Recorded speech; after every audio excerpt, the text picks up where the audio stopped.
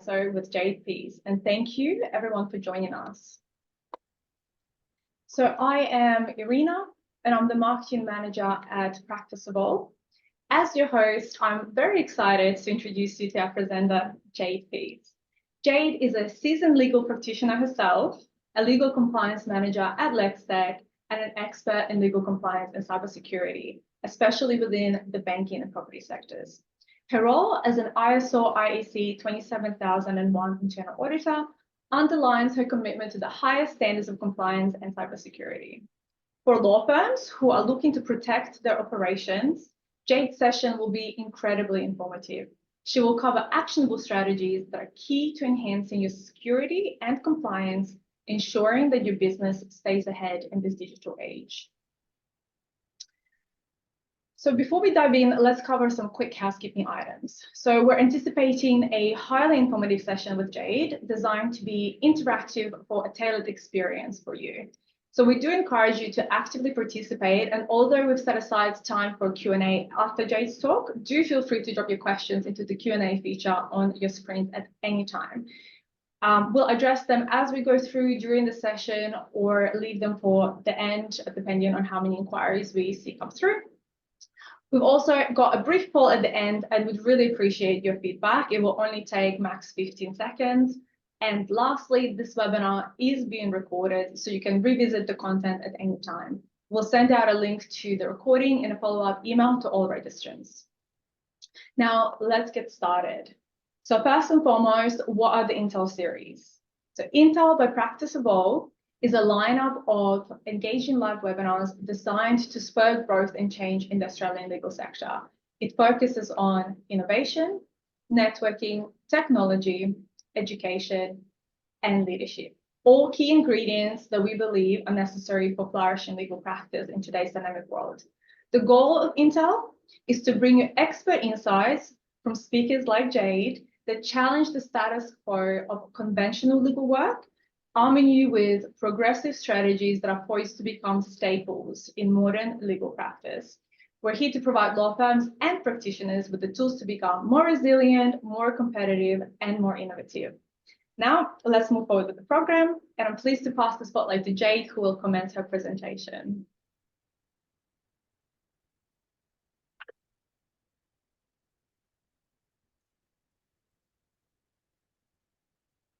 Perfect. That's great. We've already got control, which is fantastic. Thank you, Irina, and also thank you to Practice Evolve and everyone who's joined today. I know it's a Thursday. It's such a grind. Everyone gets to the afternoon and is like, oh, there's one more day left in the working week. So really appreciate your time here, either enjoying your lunch or, of course, before your lunch, or if you don't get a break, I appreciate you spending the time with me today. Just to introduce myself and the topic, I thought, why not have a cute little puppy photo pop up? It's always great for a little bit of an icebreaker. But I also like to inform everyone as well that this discussion today, of course, let's get all the legalities out of the way, is purely educational for your use if you're tuning in, and of course your team's use, just to update your knowledge and inform things as necessary. So please do place any questions in the chat, like Irina said, and don't be shy.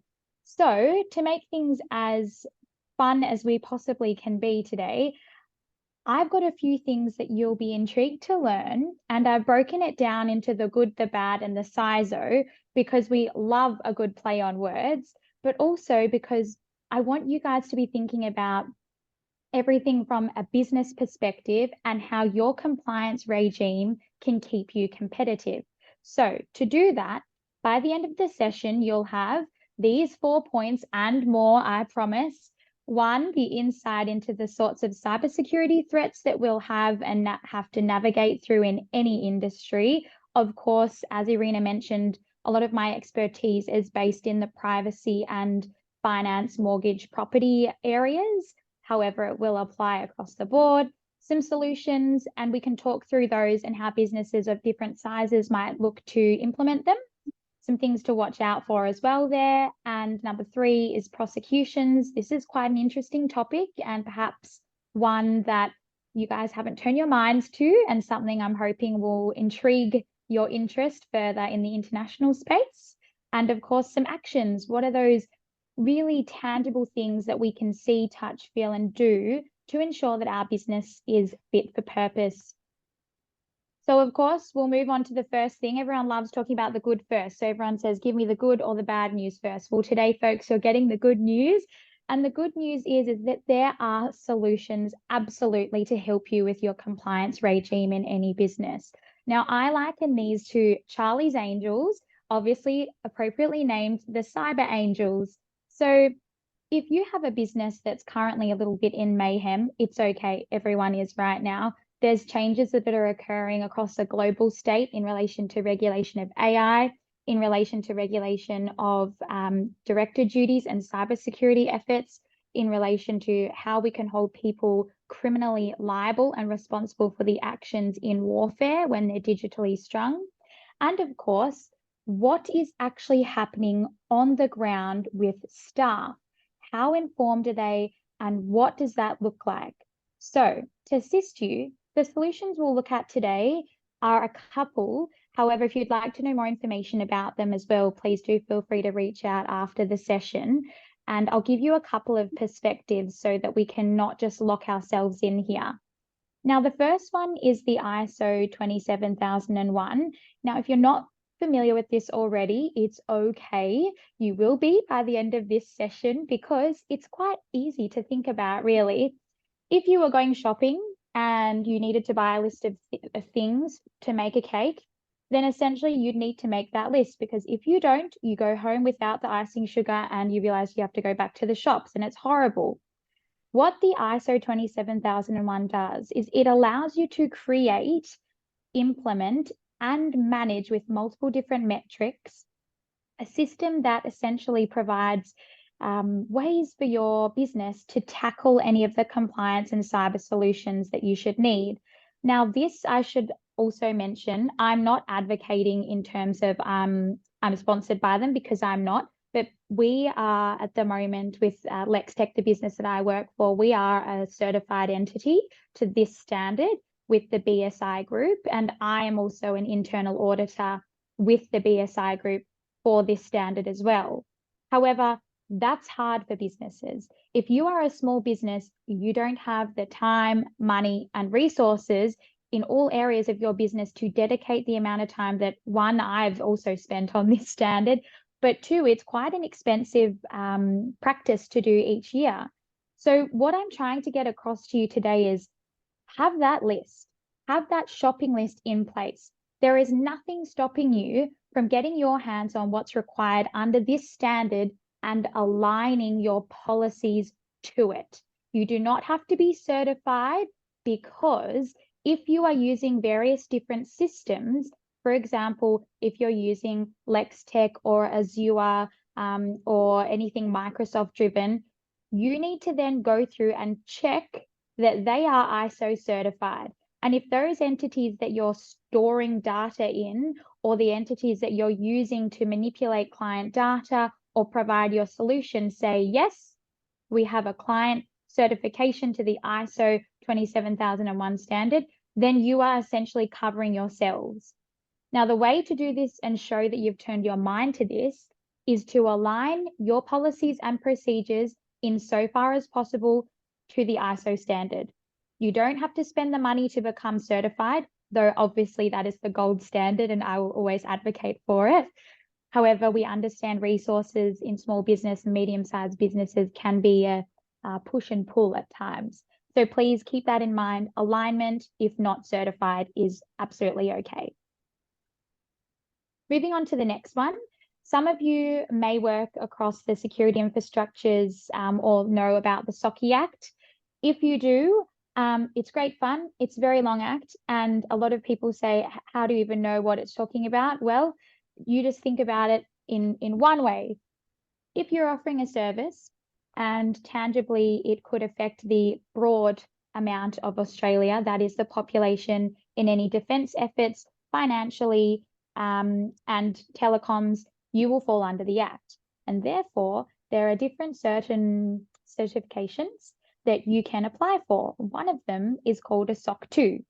The SOC 2, again, like the ISO, can be certified internally or externally via an independent auditor.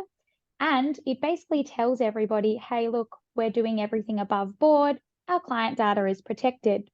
Again, I'm going to reiterate, if you don't have resources or you aren't able to pay for this certification yet, you should align your policies insofar as possible to this standard. There are resources out there, and I can send a whole list to some of you if you'd like, whereby you can align yourselves insofar as possible to the SOC 2.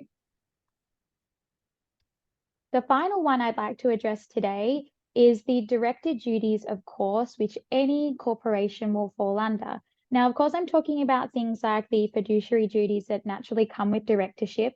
But in addition to this, we've heard from ASIC, as per the federal court here that held in the ASIC v. RI Advice Group, that you need to, if you're sitting on the board, you need to have turned your mind to cybersecurity.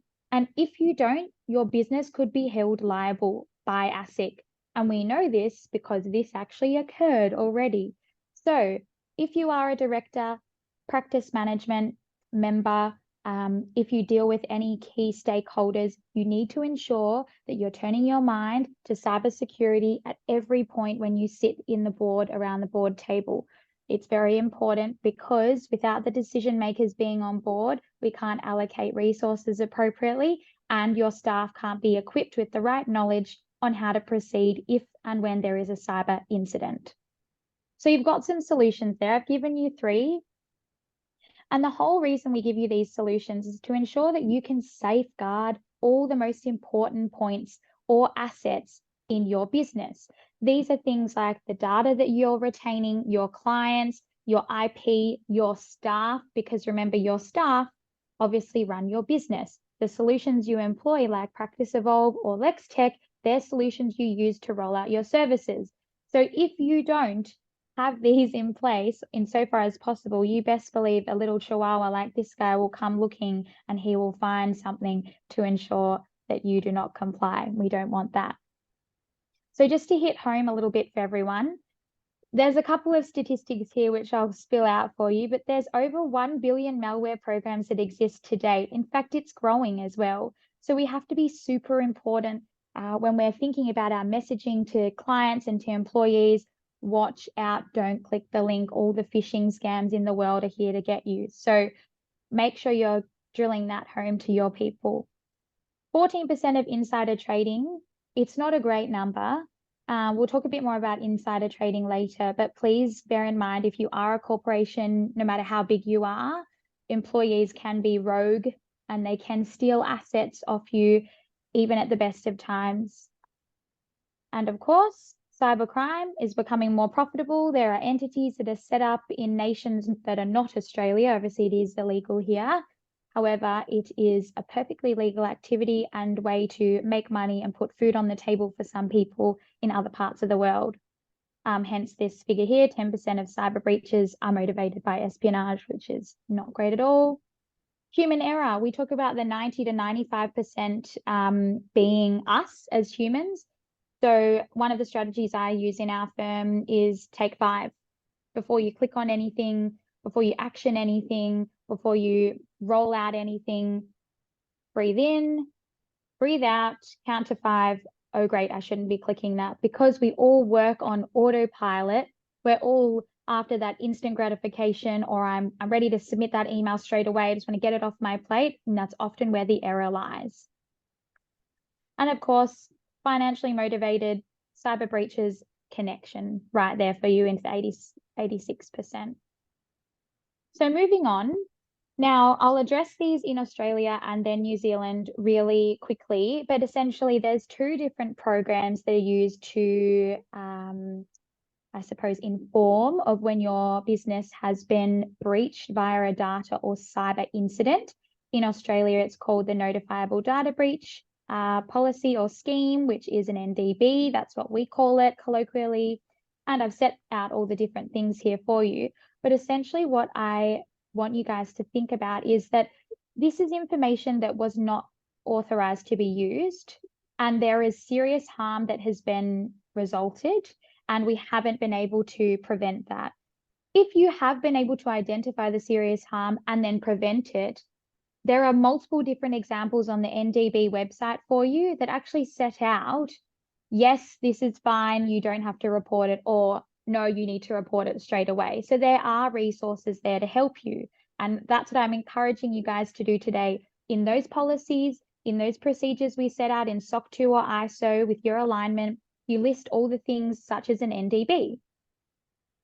Another one that we can look at as well, just to drive home what I'm talking about from the NDB perspective, there are lots of people that are wanting to do bad things in our sector, and it's not because we're getting smarter or we're changing the way that business is done. We're actually not. We're just using different technology. And even though postal fraud was huge back in the 70s, 60s, that's not the case anymore. So hackers and everyone that are trying to use cyber to breach into other businesses are just thinking creatively. And it's our collective new way of working. So of course, this is going to go up. And like anything, I always take it with a grain of salt. We only know as much as what's being reported. So it's great that we're getting some reporting now, but remember, this is still early days. We're trying to entice businesses to report more so that the government and the NDB scheme, for example, can provide real efficient data rather than just some numbers for the sake of it. So always keep in mind that I can present all the data in the world, but take it with a grain of salt, because it will always drive home the point that I'm trying to make, which is get onto your NDBs, because some of the key findings are that we've got 483 breaches. It's not too bad to have an increase of 19%. However, it's normal because more people are now reporting an NDB. Again, like I said, use that grain of salt. 100 health had reported 104 breaches and finance with 49. So that's saying to me, like I said earlier, the finance industry, the one that I'm working in, very popular for this sort of thing to happen in, as is health, because they've been around for a lot longer and they hold the best data. They're holding personally identifiable information. Of course, malicious and criminal attacks are remaining the leading cause, which we all know, and the majority of breaches have affected 100 or fewer people. I want to say this is great, but it's not, because people are still being affected. We know that pretty much everyone's data has probably been affected in one way or another through Optus, Medibank, and of course LinkedIn in the past couple of years. So please don't sit behind a wall and think you're safe. No one is safe, but it is bound to happen, and what you do after it has occurred that really matters. Of course, in the NZ, as I said, it's slightly different, but much the same. It's called a notifiable privacy breach regime, and it does talk about the same things. Pretty much serious harm has to be caused. It has to be affected by an individual, and the additional step that they take it to in the NZ is that it can be a confidentiality or integrity breach, and both of those are defined as well for you, and notably under the Privacy Act as well. So again, there are ways that you can measure what's happening in your business if you simply set out really quite easily 1, 2, and 3, and how your business will deal with this by using even some mock scenarios, which is definitely recommended on the website. And just to give you some stats here as well, we've got the top 3 cybersecurity incident categories that affected NZ in 2022. And of course, you can see scams and fraud are right up there, phishing, and of course, unauthorized access. So make sure that, like I said, grain of salt, but at least we're getting the reporting. It's super important. Moving right along. All right, what is bad right now? Now, I think everyone can attest to saying I've been involved in a cyber security breach before and haven't really enjoyed it. Or you've had a friend that transferred money after clicking on the ATO message and they went, oh, there goes $500 in my account. And the way to get back all that information, not only your identity or your money, it just takes a lot of time. And it's not likely to get better anytime soon unless we collectively deal with things better. And what do I mean by that? I simply mean that under the Australian Cybersecurity Initiative 2030, as set out by the Minister O'Neill, yes, this is great. It's at a national level, but unless businesses ratify it within their own spaces, we won't truly feel the intention of what this is trying to achieve. Because at the end of the day, I've listed here for you quite a few, we'll call them cyber villains, and things that actually come in and attack your business. We don't want these, but they exist. So turning a blind eye to them is like turning a blind eye to a new client that has a new requirement. You can't say to them, no, sorry, we can't help you with that, because they'll leave. It's the same thing with anything cybersecurity related. Go back to your shopping list again. You've got all the tools and all the solutions that you can possibly provide for the bad. This is the bad, and this is what we want to address. So just to drive it home a little bit more, we've actually seen, as per the International Criminal Court, or the ICC colloquially known, there's the lead prosecutor, Mr. Khan, he's actually said, we can now prosecute those individuals who use cyber or digital techniques in cyber war crime efforts. So that is a huge step in the right direction. It's not obviously going to improve us at small basic, small business, medium-sized business level, but it's some movement to holding people accountable. Under the 1998 Rome Statute, there's multiple different articles that are set out, and it has been enforced against a Russian individual who was held responsible. Now, what I can say is this is still flawed and it is still being developed. However, the fact that we can actually hold people accountable for what action they're taking in the cybercrime and warfare space is a fantastic way to say, look, cyber counts, it's a problem, we acknowledge that, and potentially it'll open the doors for those other uplifting legislations that I've got listed down there. We think about the AI Act that's huge in the EU right now. The US have been talking about this for ages. Australia doesn't have one yet, but it's like the digital asset regulation. We're still going through that. It's like e-conveyancing. All of our states in Victoria, South Australia, Queensland, and New South Wales have ratified e-conveyancing, but the others are still to come. So is New Zealand. They haven't ratified it yet. So there's still steps to be taken, and we need to make sure we're taking them in the right way, because we want to make sure that we are not prosecuted. And the way we do this is through the use of a CISO. Now, if you don't have a CISO or an information securities officer in any shape or form, compliance officer, legal compliance, do not lump them with the IT, because IT have enough to deal with. And if you think the IT person in your business cares about cybersecurity, you're right. But if you think they can care about cybersecurity and IT at the same problem without having support, you're wrong. They need support, and you need to provide it as a business. It's part of your director's duties. It will also form part of your ISO alignment or your SOC 2 alignment, because we want to limit all the threats that we've just spoken about in the landscape and ensure that where there is a criminal prosecution that may result, let's make sure that our technology is not being part of cyber war crime. The only way you're going to know about that is if the CISO is developing, implementing, and enforcing those policies. You need to have a champion. And that champion might be someone like me, sitting like a cheerleader with my pom-poms in the corner to make sure that you and your team are savvy and ready for when someone clicks the phishing link and goes to put in the data and they go, oh my God, I was this close to putting in client data and exposing the rest of our business, rather than the person sitting happily from home, remotely working, entering in all the client data, thinking that this phishing link is in fact real. And then before you know it, everyone's screen flash up like on iRobot and it says attention, attention, and is horrible. So we're trying to eliminate this happening within our reach. And you can very much do it because, as we know by Minister Claire O'Neill, we've got an Australian cybersecurity strategy for 2030, but you can be doing more in the lead up to get that started, okay? And people are demanding this. Your clients are demanding it. Your staff are demanding it.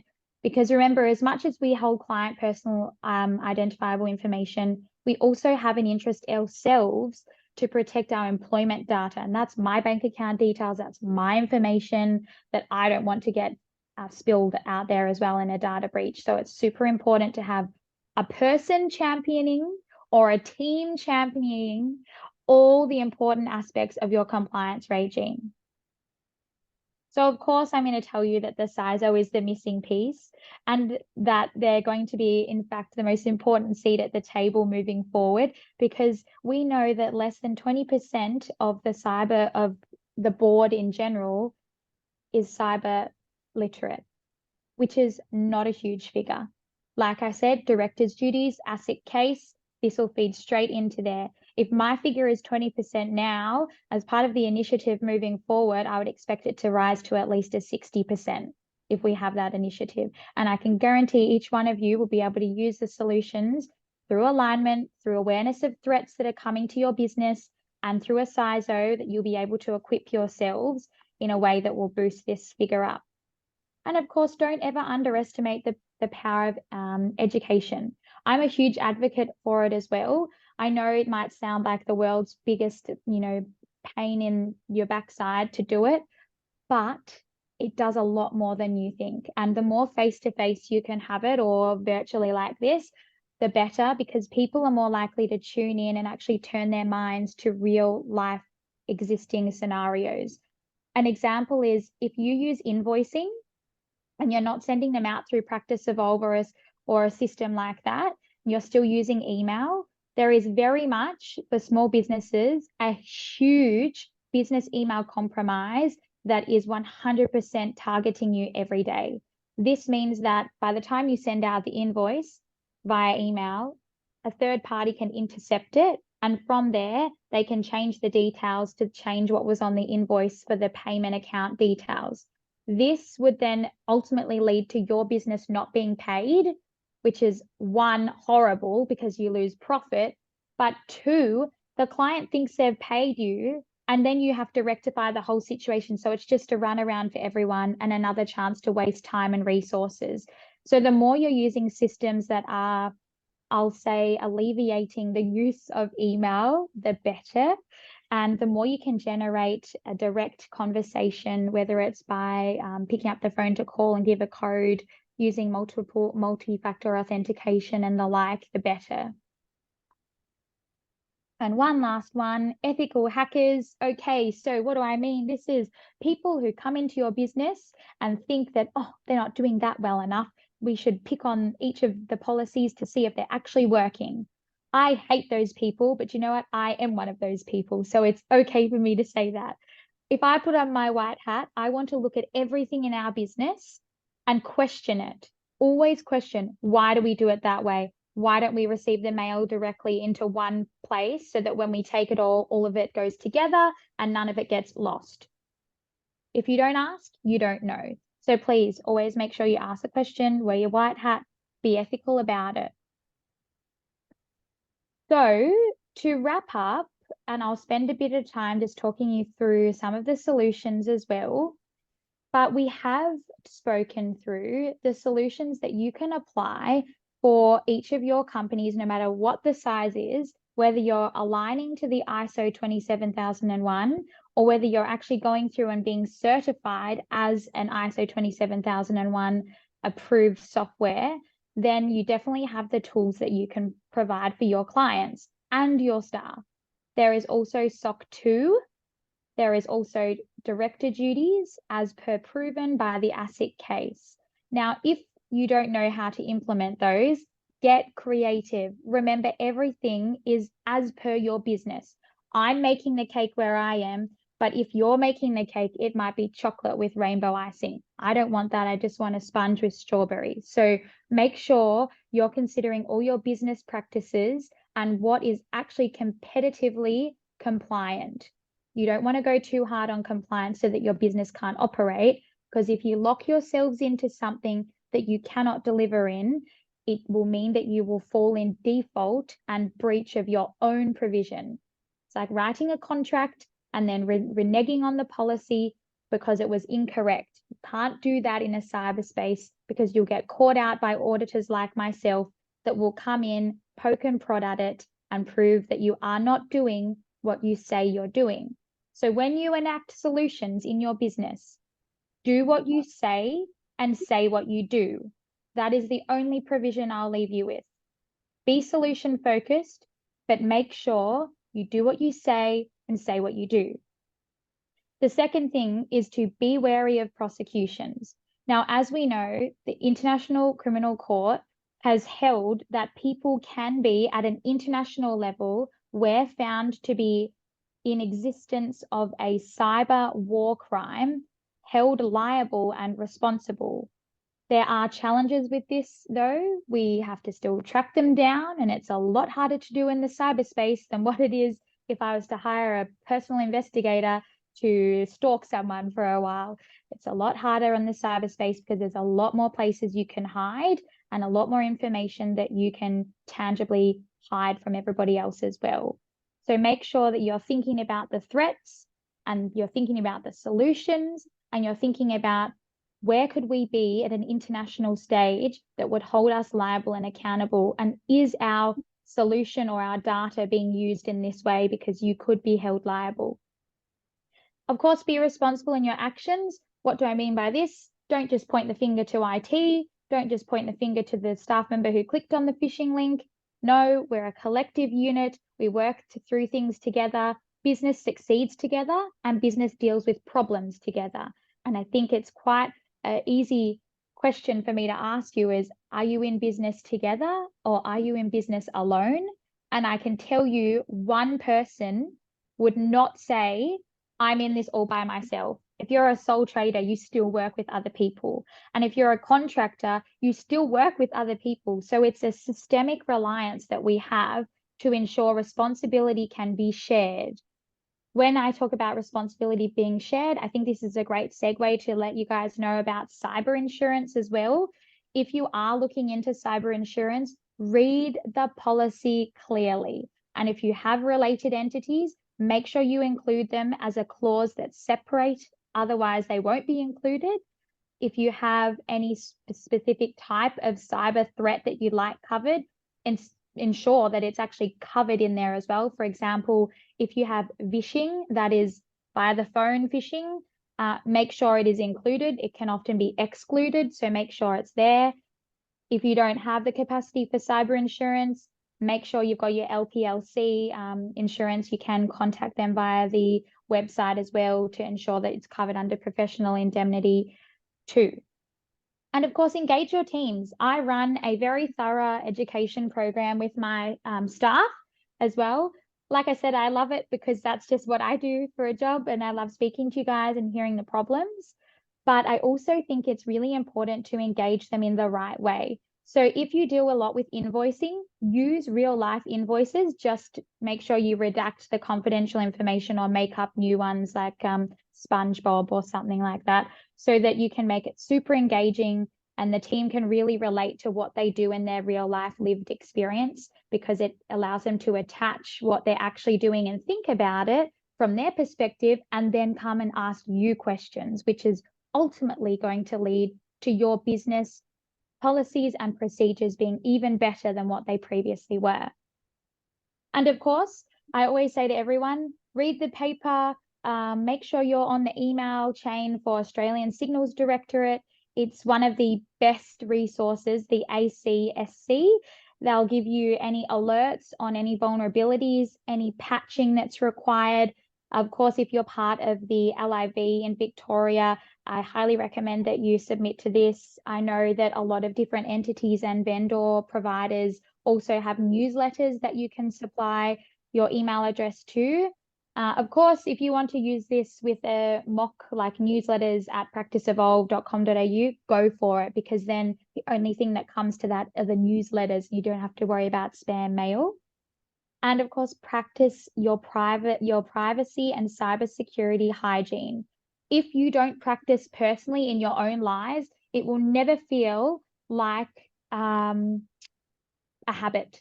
And this is the one thing I always leave everyone laughing with, is that if you don't practice good cyber hygiene or good privacy hygiene, then it's like brushing your teeth in the morning. If you don't brush your teeth in the morning before you come to work, that's just gross. So make sure when you come into work, you brush your teeth, number one, but also you come prepared to think about what cyber risks am I going to be facing.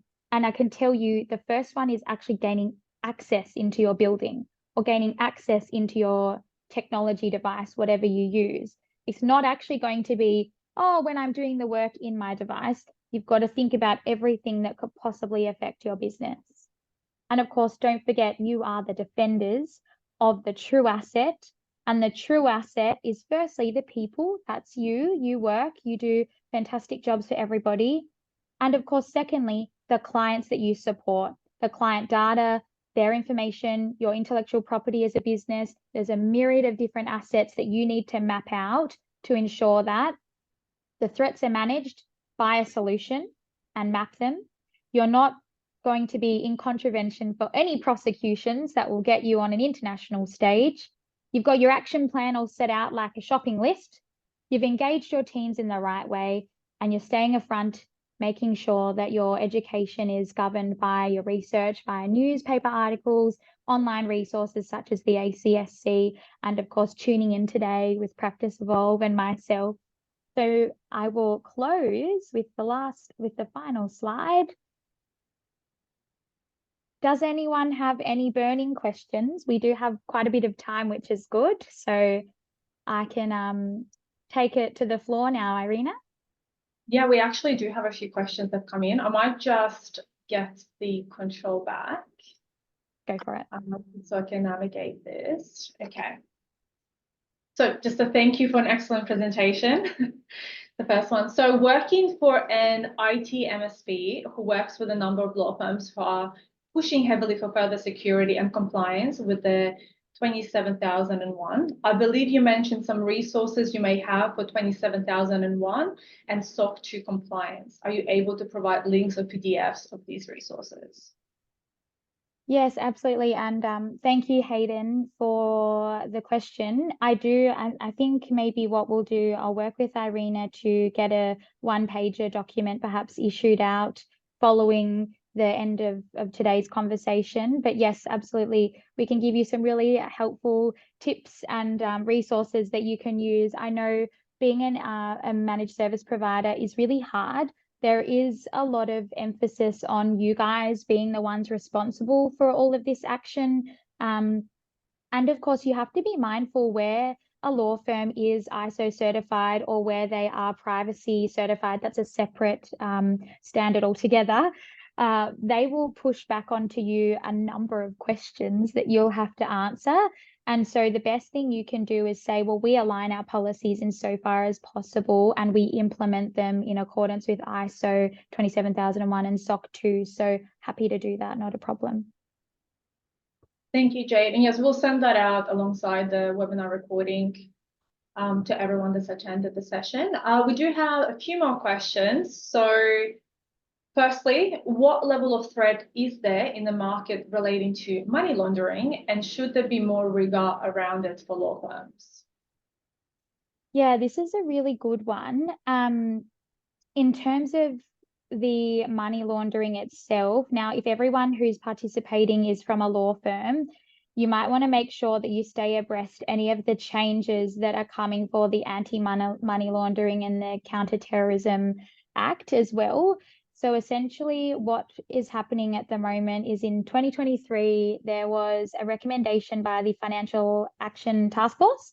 And feel free to look up all of these as well. Basically what they've said as part of the Attorney General is we need to actually reform the AML and CTF Act. By doing this, it means that people like solicitors and law firms that were not previously caught under the Act for any other reason than accepting a $10,000 cash amount of money will now have to apply to the Act itself, which can be huge. And just to give you a bit of context, last year in September, one of the conferences I sat in the room with Austrac was talking very heavily about Austrac's ability to be able to resource this. We're talking about solicitors, we're talking about accountants, real estate agents, and any of those people or businesses that hold trust accounting. If you do any of those things, you will actually fall underneath the Act now, where previously you have not. So what level of threat? High. Should you care about it? Yes. And should there be more rigor around it for law firms? Yes. However, I will caveat that with law firms are already covered under professional indemnity. we already have an ethical framework and our duties to act obviously in accordance with client instruction. And for those who act in the property space or wills and estates, conveyancing and the like, you will have the act to actually govern you in a much more strict form as well. And I can tell you that AUSTRAC and part of their efforts to meet and integrate with industry on this point are to actually ensure that if there's a crossover with any of the legislation that you're using or currently fitting under, it won't be doubled up or confusing or contravene each other, because it would just be horrible if we were all falling under this. So some of the ways that it'll impact businesses, just to give you a bit of an indication, will mean that you'll need to enroll with AUSTRAC, which is not something that we've previously, as a solicitor firm or an accountant, real estate agents, they've not previously enrolled with AUSTRAC for any other reason than the $10,000, as I was saying before. You'll also need to do a more rigorous customer due diligence. You'll need to do suspicious matter reporting, of course. You'll have to develop a full program for review each year, and you'll need to ensure that you articulate that in your policies and procedures, as we spoke about before. So just keep across all of that information. It is going to change. I mean, it's unlikely to change this year. It is quite a big move and quite a big effort for the government. Like I said, resources were a huge thing for me, just understanding that AUSTRAC would actually be able to account for all the solicitor firms that have to now enroll and the other entities, of which we call tranche 2. So yeah, please stay across any of those. Thank you. Thank you, Jade.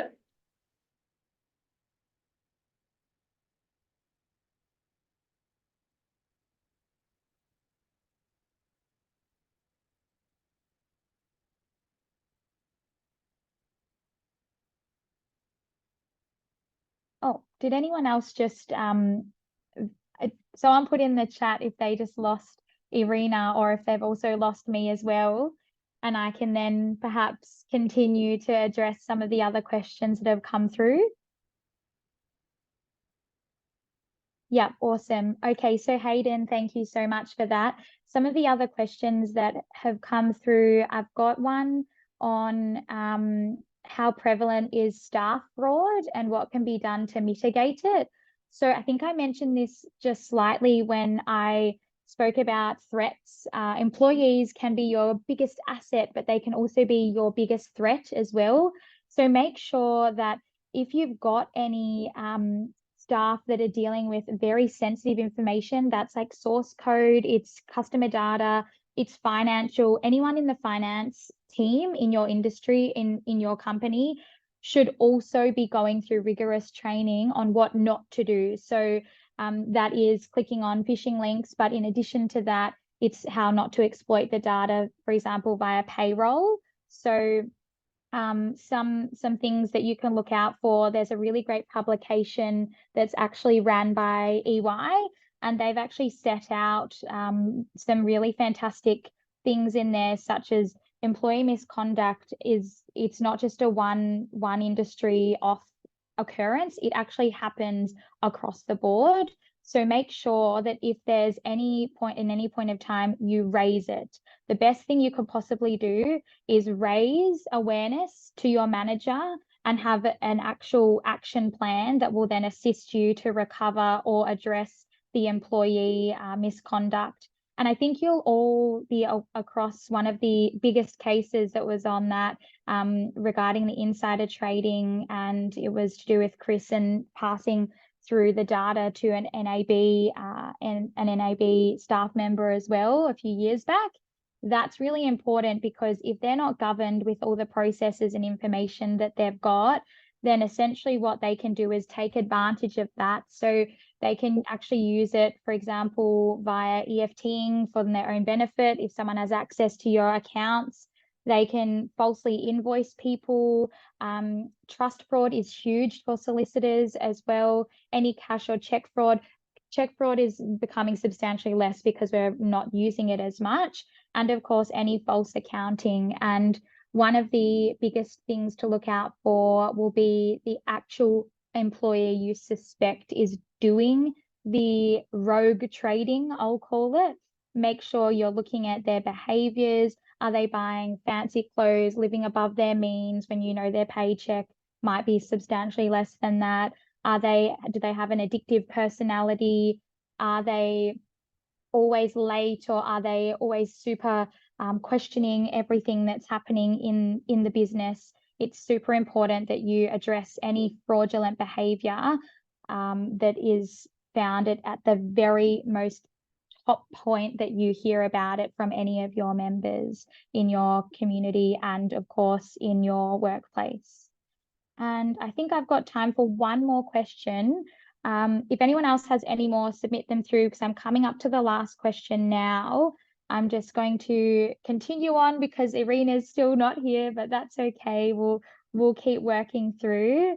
I know we didn't talk a lot about AI today. I spoke briefly on the AI Act itself that's actually being founded in the EU at the moment and dealt with in the US.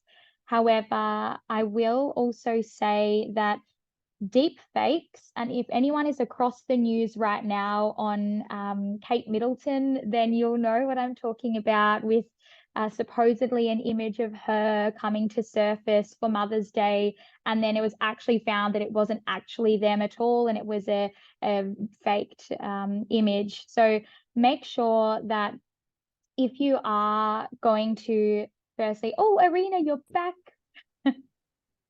Hi, so sorry. No worries. It wouldn't be an online session without technical issues. That's okay. We soldiered on and we were just getting to the final question. So just talking everyone through the AI and how seriously should we take the threat of AI and deep fake videos. And I just addressed the Kate Middleton saga that's going on right now with her image being deep faked, we'll call it. But for those in the industry, especially doing property, family law, and wills and estates, your VOI, verification of identity standard, has never been more important. So if you're relying on a green ID, a Connect ID, you know, all the different IDs, the technologies that are out there, they'll tell you we've got the best biometric standards. We use AI to do X, Y, Z. It verifies back with the DVS, and don't worry, everything's all good.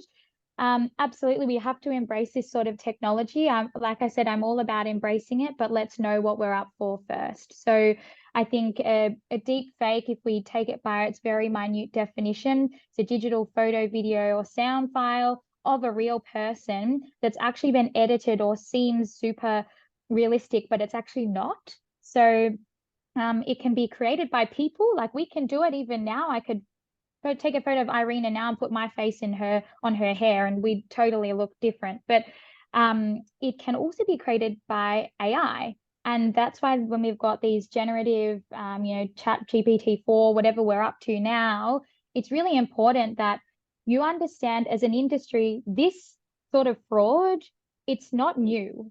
So for us, it is, because we're using new technologies, maybe, but people have fraudulently been signing things and appearing as another identity for years, faking their deaths so they can get access into their life insurance. We know this happens all the time. So do your due diligence and understand this is not new. At an art auction, time and time again, this has been the problem, whereby deep fakes of art, whether they're generated electronically or not, have been actually sold as the real thing. And we know it's a huge problem already in the art industry. We are having the same thing for us now too.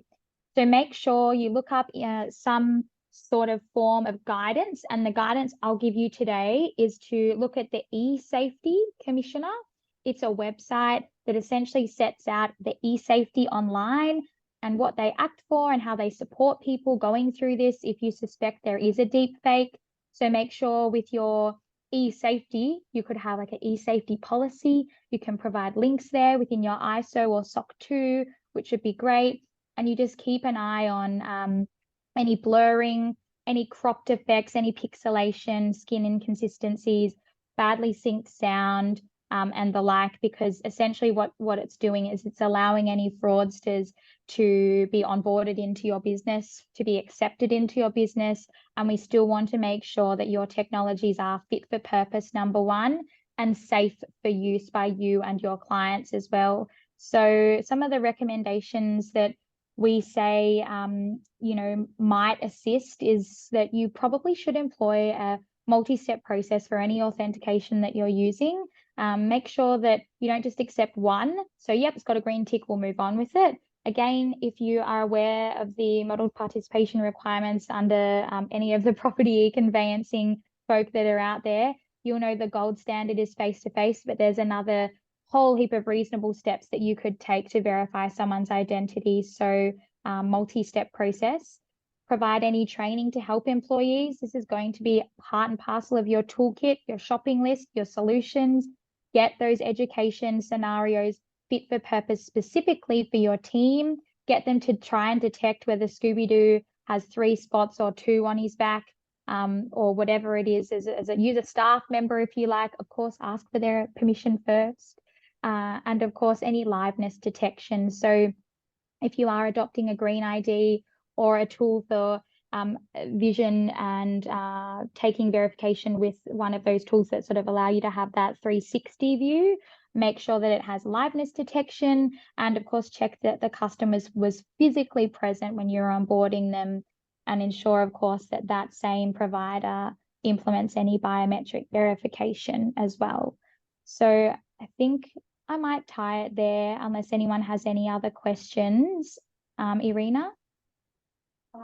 Nothing else is coming through. So I think that's about it. If you do have any questions, please do feel free to reach out to Jade directly. I have shared her LinkedIn contact details, or just email Practice Evolve, and I'll make sure to get those across to you. If you send those questions across today, I'll also make sure to include that and the answers to those in the follow-up email, just so everyone can be privy to the answers. Now, before I let all of you go, a couple of final housekeeping things. So number one, if you enjoyed this session from Jade, please do join us for the next session, which will be on the 11th of April with John Chisholm, who'll be talking about the art of modern law firm strategy. And of course,